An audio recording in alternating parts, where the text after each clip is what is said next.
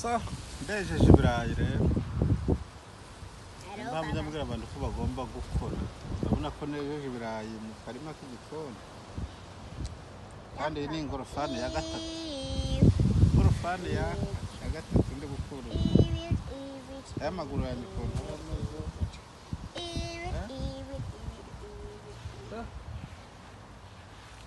Abantu ko bagomba gukora bagagira bakakubwira.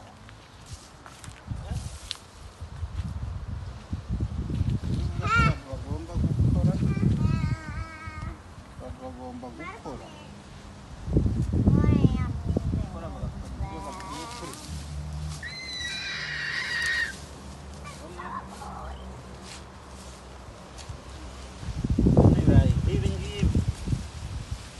Nk'ibi ngibi umuntu agakora rwose akagira ibirayi.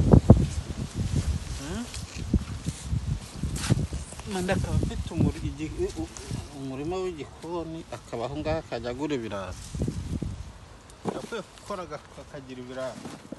Usanga afite ibirayi byiza, ibirayi binini rwose.